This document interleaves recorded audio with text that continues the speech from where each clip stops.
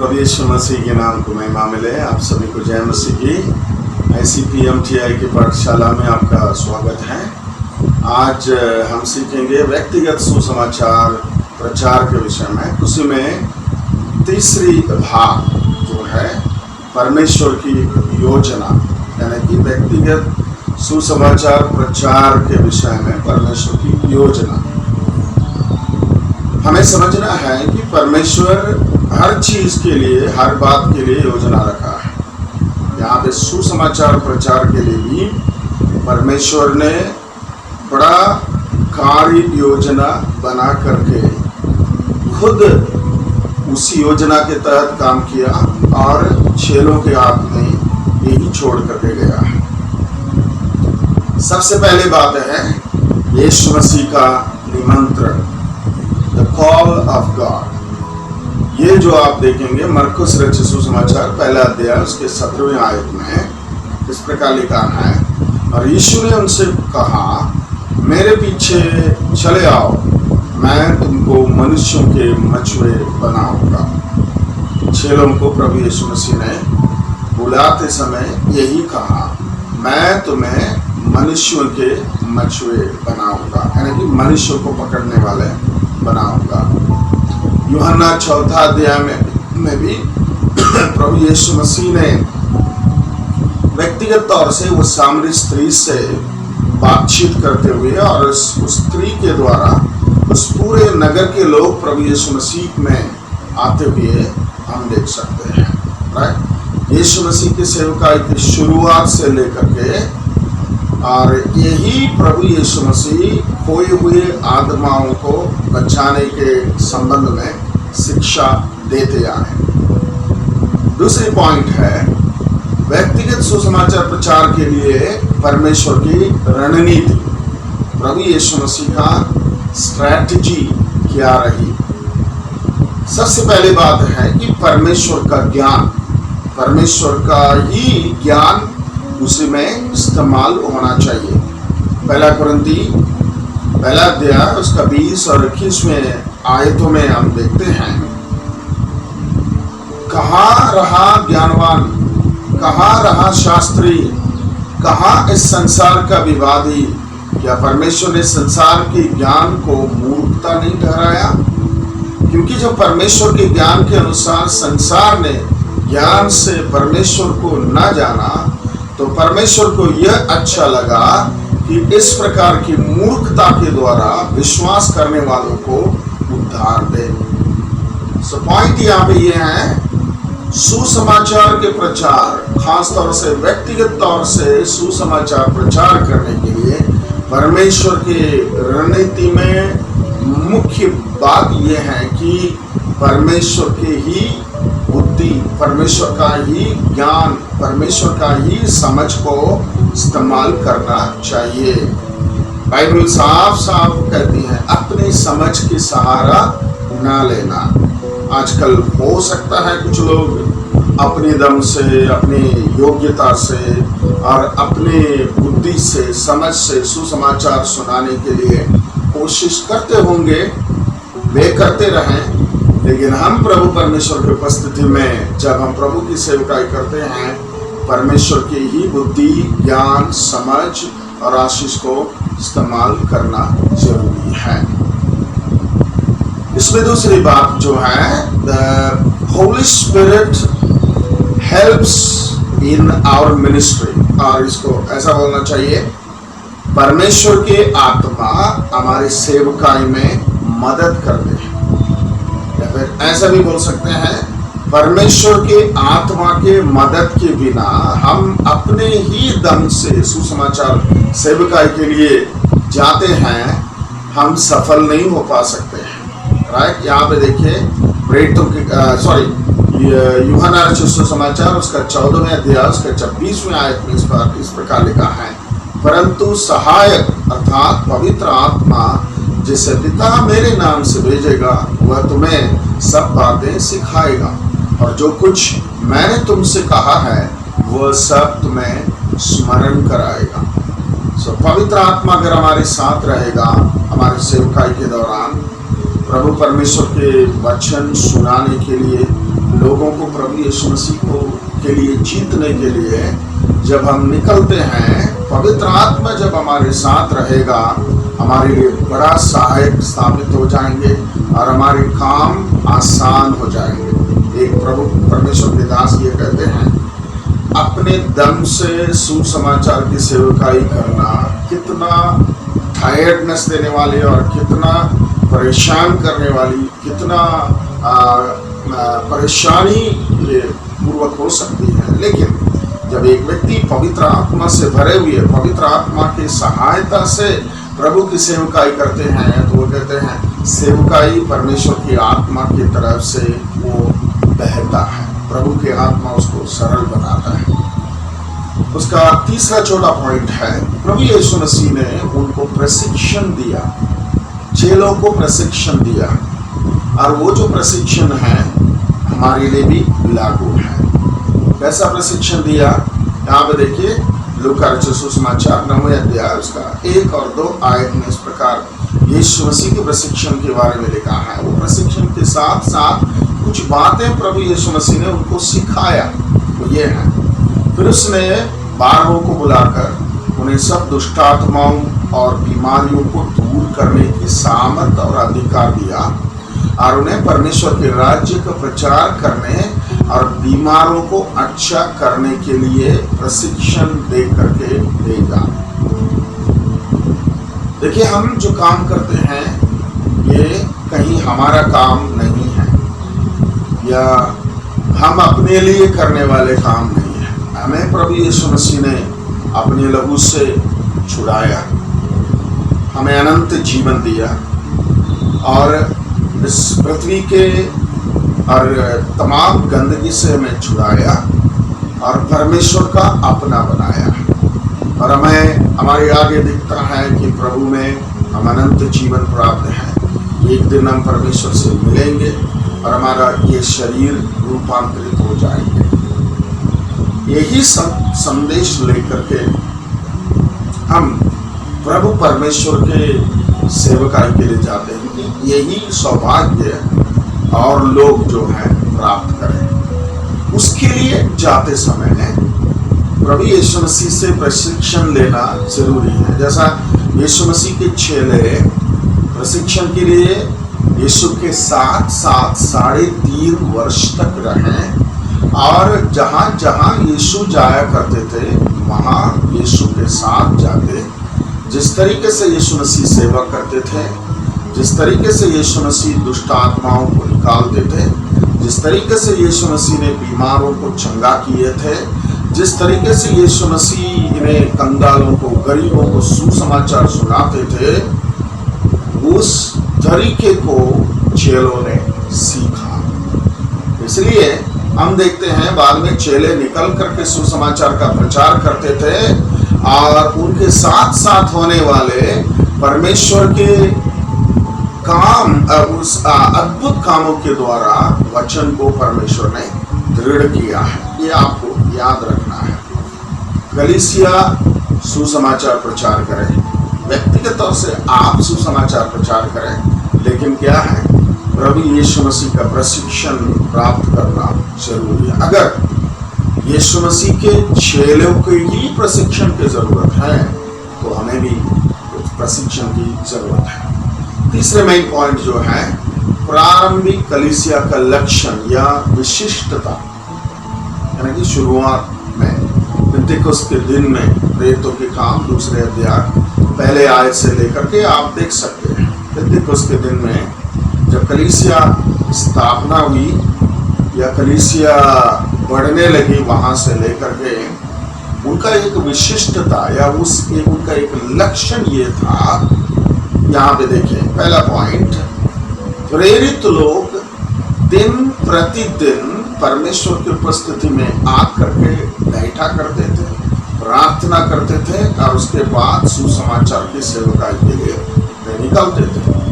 एक एक करके लोगों को सुसमाचार सुनाने के लिए। मैं प्रेरितों के काम की पुस्तक 2 अध्याय पहला आयत से लेकर के कुछ बातें आपको पढ़ करके सुनाऊंगा। जब पेंटेकोस्त का दिन आया तो वे सब एक जगह इकट्ठे थे और एकाएक आकाश से बड़ी आंधी की सी सनसनाहट का शब्द हुआ और उससे सारा घर जहां वह बैठे थे गूंज गया और उन्हें आग की सी जीवें फटती हुई दिखाई दी और उनमें से हर एक पर आ ठहरी।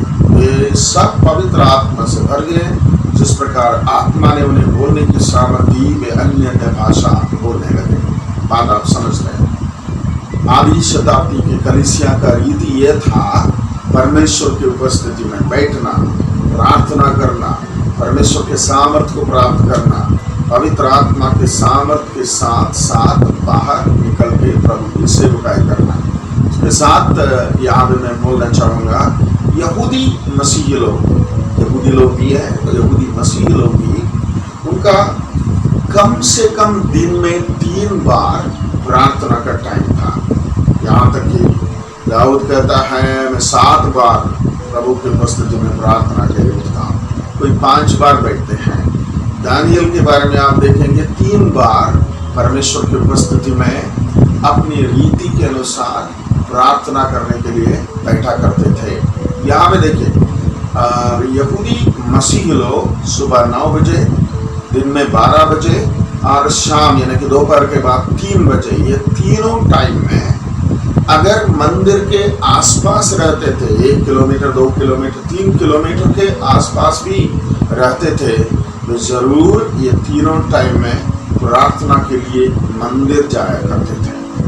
आपको मालूम है जब ये प्रार्थना के लिए यूहन्ना और पतरस मंदिर जाते थे तब प्रेरितों के काम 3 अध्याय में किया हुआ है। आपको मालूम है वो जो सुंदर फाटक के पास जो लंगड़ा बैठा था और वो भीख मांग रहा था, इन्होंने यीशु मसीह को दिए और यीशु मसीह का शुभ संदेश और यीशु मसीह की चंगाई को उन्होंने उनको दिया। आगे देखिए, विश्वासी लोग जो हैं हर रोज मंदिर में और घर घर में जहां उनको सहूलियत या जहां उनके लिए नजदीक था वहां इकट्ठा होकर प्रार्थना करते थे और मौका देखते हुए सुसमाचार सुनाने के लिए, प्रभु यीशु मसीह के राज्य के बारे में प्रचार करने के लिए निकलते थे।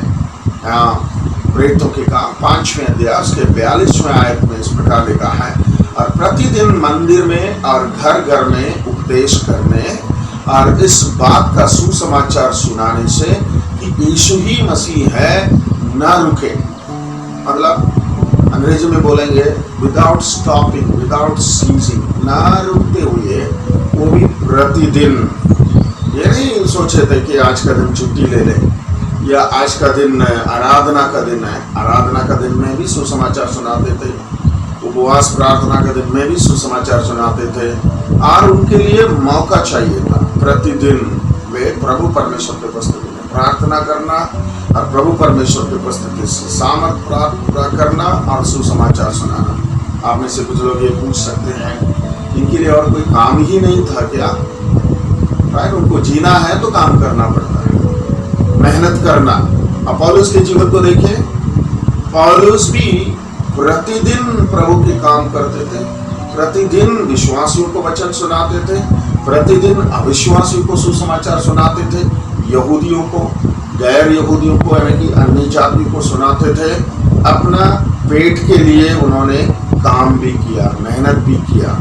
तो यहाँ पे बात यह है, बाइबल खुद कहती है आपको काम करना है, मेहनत करना है, कमाना है, खाना है तो कमाना है। उसके साथ साथ आपका जीवन का शैली ये भी होना है कि प्रभु यीशु मसीह का सुसमाचार को आप सुनाएं। राइट, यहीं पे तीसरी बात, उसमें तीसरी छोटी यानी कि सब पॉइंट ये है, पौलुस सुसमाचार को सिनागॉग यानी कि आराधनालय में भी सुनाते थे और इंग्लिश में आप देखेंगे मार्केट प्लेस में, यानी कि आम लोग जहाँ पे इकट्ठे होते हैं, वो बाजार हो, लोग इकट्ठा होने का जगह हो, उधर भी सुसमाचार को उन्होंने सुनाया। ये दोनों के लिए मैं 2 वचन का परिचय मैं आपको बताना चाहूँगा। और जब सिनागॉग यानी कि आराधनालय में प्रचार करने के लिए, और यह भी प्रेरितों के काम 17वें अध्याय के 17वें आयत को देखिए, सुबह आराधनालय में यहूदियों और भक्तों से और चौक में जो लोग मिलते थे उनसे हर दिन वाद विवाद किया करता था, सुसमाचार सुनाता था। देखिए, आराधनालय में यहूदियों के साथ भक्तों, यानी कि बोलेंगे तो यहूदी धर्म ग्रहण करने वाले अन्य जाति के लोग, और जो चौक में जो मिलते थे, यानी कि बाजार में, यानी कि चौराहों में जो मिलते थे, उनसे वाद विवाद, यानी कि वाद विवाद करते, उनको हराने की बात नहीं है, उनसे जाकर के पूछते थे, भाई यीशु को जानते हैं क्या, उद्धार के बारे में जानते हैं क्या, या अनंत जीवन के बारे में जानते हैं क्या, स्वर्ग के बारे में आप जानते हैं क्या, या स्वर्ग नरक के बारे में आप जानते हैं क्या। इस प्रकार पहले वार्तालाप छेड़ते थे, यानी वार्तालाप शुरू किए। जब जैसी मौका मिला और उनको प्रभु यीशु मसीह के बारे में सुनाना पौलुस का काम रहा। और उसके बाद यही पे देखिए आगे प्रेरितों के काम 16वें अध्याय उसका 12वें आयत से लेकर के कुछ आयत और मैं आपको पढ़ करके सुनाना चाहूंगा। ये फिलिप्पी नगर में, पहले जो मैंने जो बताया था वो एथेंस में, यानी कि यूनानी देश में, ये जो है पहला यूरोपीय देश में जाकर के सुसमाचार प्रचार कैसा शुरू करते हैं देखिए। और यहाँ शुरुआत में उन्होंने बहुत पौलुस और सीलास बहुत तकलीफ उठाए। एक भाभी कहने वाले एक लड़की थी, उसके अंदर के दुष्टात्मा को निकाला और उनको पकड़ करके मारे, पीटे और जेल खाने के अंदर डाले। और उसके बाद आधी रात प्रभु का स्तुति करने लगे वहाँ पे, और जेलर को उनके घराने समेत सुसमाचार सुनाया, वो आपको मालूम है। लेकिन 12वें आयत से लेकर के मैं यहाँ पे पढ़ करके सुनाना चाहूँगा। वहाँ से हम फिलिप्पी में पहुँचे, जो मकिदुनिया प्रांत का मुख्य नगर और रोमियो की बस्ती है, और हम उस नगर में कुछ दिन तक रहे। सप्त के दिन हम नगर के फाटक के बाहर नदी के किनारे ये समझ कर गए कि वहाँ प्रार्थना करने का स्थान होगा, और बैठकर उन स्त्रियों से जो इकट्ठी हुई थी बातें करने लगे। और लुदिया नाम तुअतीरा नगर की बैंजनी कपड़े बेचने वाली एक भक्त स्त्री सुनती थी, और प्रभु ने उसका मन खोला ताकि पौलुस की बातों पर चित्त लगाए। और जब उसने अपने घराने समेत बपतिस्मा लिया तो उसने विनती की कि यदि तुम मुझे प्रभु की विश्वासिनी समझते हो तो चलकर मेरे घर में रहो। और वह हमें मना कर ले गई। ये बात आपको समझ में आती होगी।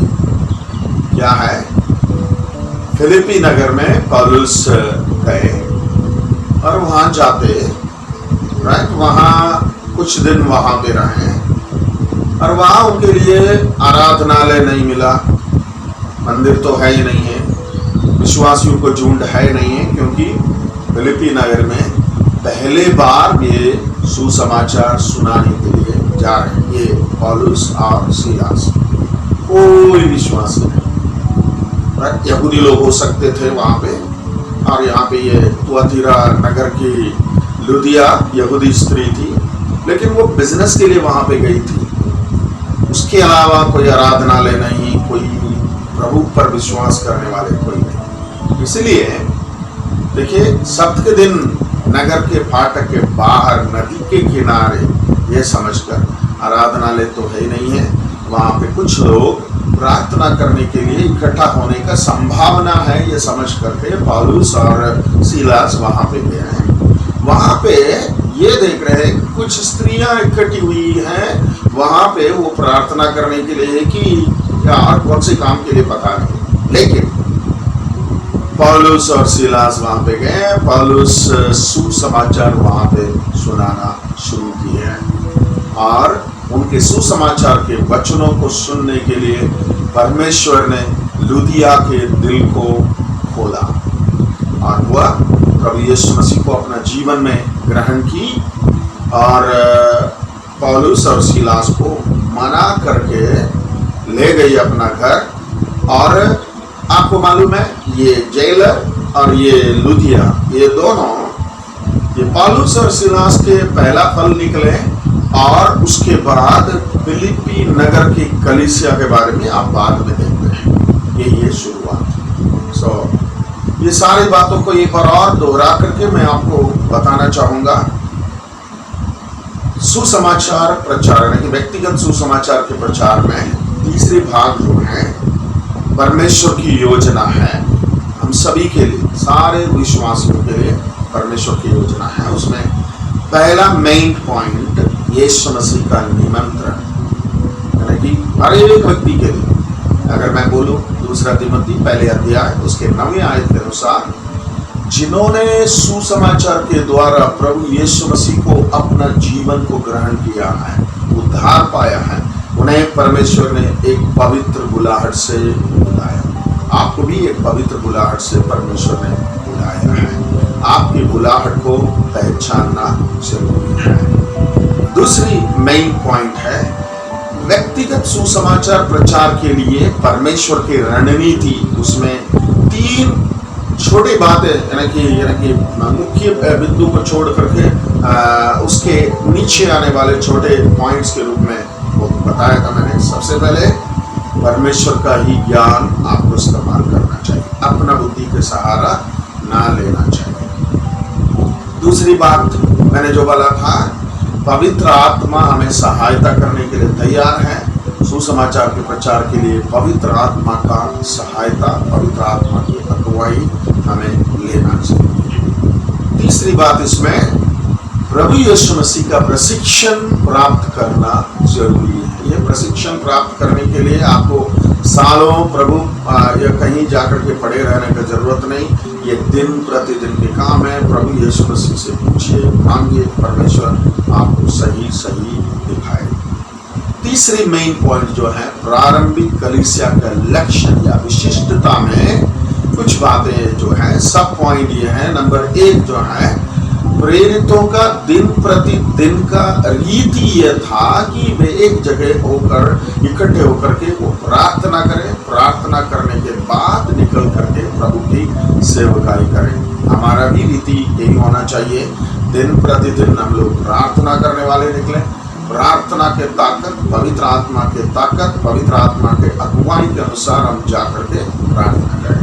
यहूदी लोग दिन में यानी कि सुबह 9 बजे, दिन में 12 बजे या शाम को 3 बजे अगर मंदिर के आसपास या किसी आराधना के आलय के आसपास हैं, प्रार्थना करने के लिए इकट्ठा होते थे। अन्यथा अपने अपने घर में प्रार्थना किया करते थे। दूसरी सब पॉइंट है, विश्वासी लोग दिन प्रतिदिन मंदिर में इकट्ठा होकर के प्रार्थना करते थे और घर घर निकल करके सुसमाचार की सेवकाई के लिए निकलते थे। मैं आपको ये बताया, वे अपने काम किए, अपने परिवार का देखभाल किए हैं, अपने मेहनत करने के बाद प्रभु परमेश्वर की सेवकाई में लगे।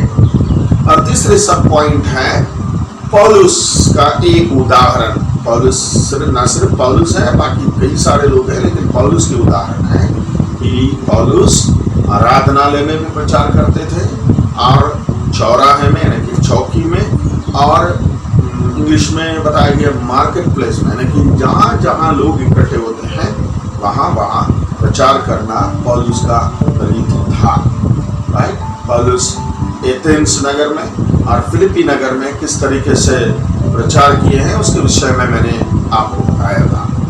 और यहाँ पे आपका ये पार्ट यानी कि तीसरी पार्ट खत्म करते हुए मैं आपको एक छोटा सा काम देना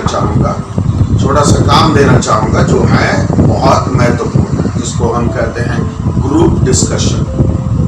ग्रुप डिस्कशन यानी कि आप जितने लोग ये पाठ को ग्रहण करते हैं,